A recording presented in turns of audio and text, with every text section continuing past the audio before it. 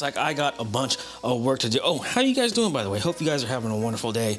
But as you guys can see here, bunch of maintenance fluids that I need to change out. And if you guys are interested in all of this stuff, you guys want some of the best prices, I got this stuff from Brian over there at the Mod Garage. Make sure to contact him if you want some of the best prices when it comes to just maintenance items in general and your aftermarket parts. But a recommendation from you guys, Motul 7590 for the tranny and a differential. Oh, by the way, my car has only 22,000 miles on it. I know the recommendation is 30,000 miles to change out the gear fluid and the differential, but this is just for peace of mind, just for me, just to go ahead and change it out. A couple track days and a day at the drag strip. You know what? I just think it's a good idea. Just take that OEM fluid out of there and put in some better fluid. But yeah, really not that exciting. Also, a recommendation from you guys, since I am on E85, just some Motul 540. Of course, I got the Mazda filter.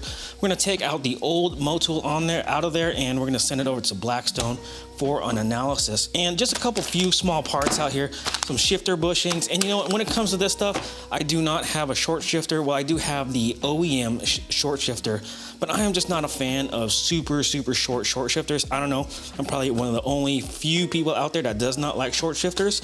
So that will be going on in the car. I'm probably not gonna film all of this stuff. You guys have seen all this.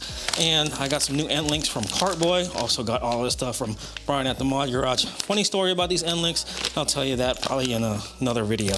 But yeah, these are pretty much the go-to end links when it comes to your rear sway bar. And I know a lot of people that run these Cartboy end links without any issues. And those are guys that actually track their car. But yeah, looks like I got some work to do. Like I said, I'm probably not gonna film all this stuff.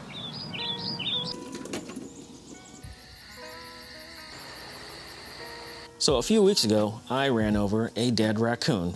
A few weeks later, things started smelling in the garage and I realized, holy crap, I ran over a dead raccoon. There might be raccoon chunks on the bottom of my car. Upon inspection, next thing you know, there was. I'm telling you, picking out dead roadkill off the bottom of your car is not a fun job. So everything should be done. Everything should be good to go. I shouldn't have any more raccoon chunks under there. So now we can continue on with this video. Now, you longtime subscribers know that this is my favorite tire that is out on the market right now, and I know there are other tires that can compete with this in performance, but by far this is the benchmark when it comes to summer tires. Now, this is an awesome tire that you can use for 3 out of the 4 seasons. Definitely not a winter tire, definitely not a track tire, but also if you live in an area that sees a lot of rain like I do here in the greater Seattle area, this by far does excellent in the rain, I'm telling you. But I just wanted to give you guys a quick comparison on the PS4S's in comparison to the OEM tires that come on the 18 and up STI. They're freaking boat anchors. Huh.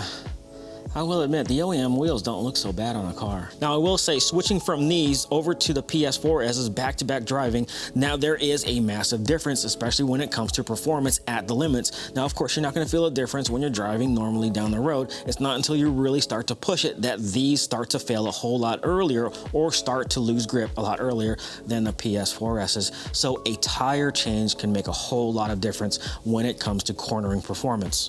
Also, if you guys have seen performance testing between the STI, the Type R, the Golf R, and the Focus RS, the STI by far has the weakest tire out of all of them from the factory. Now, I will say, if you were to test all of those cars together on the same tire, I guarantee you the delta wouldn't be as large.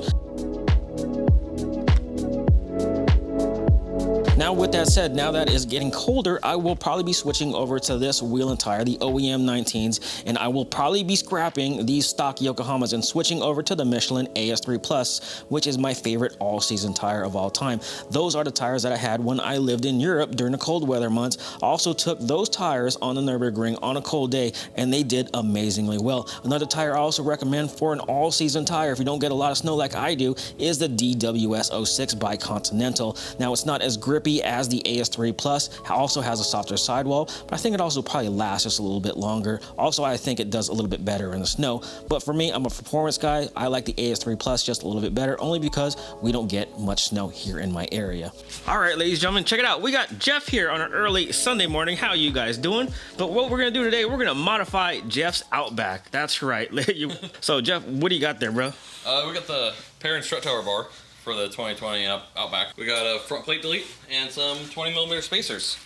Dude, I didn't think Perrin would make stuff for the Outback, dude. Like, wow, that's pretty cool. Yeah.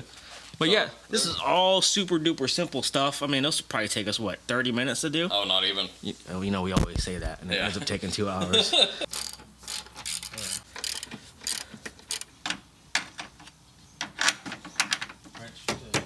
Yeah, it's pretty cool, man. It clears the intercooler pretty good. Oh yeah.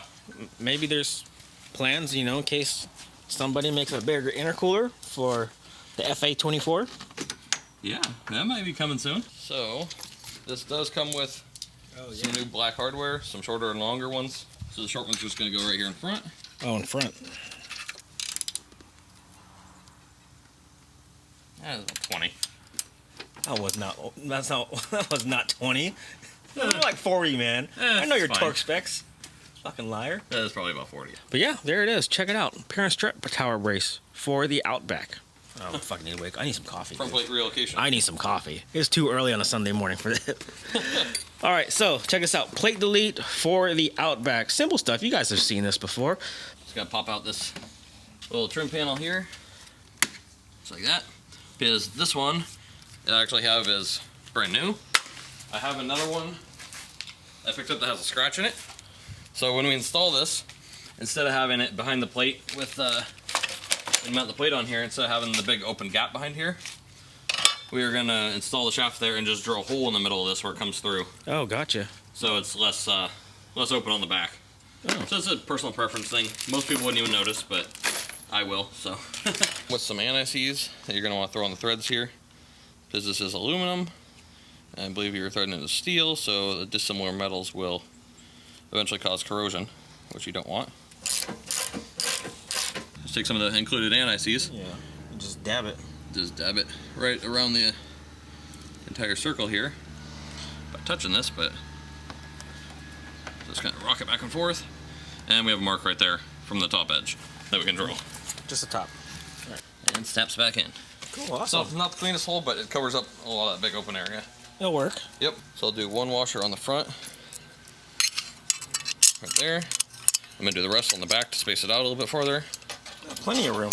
Oh yeah. Oh, dude, the sun's starting to come out. It's starting to get bright out here. Oh, yeah. All right, so next up, we've got pair and 20 millimeter. Are you 20 millimeter spacers?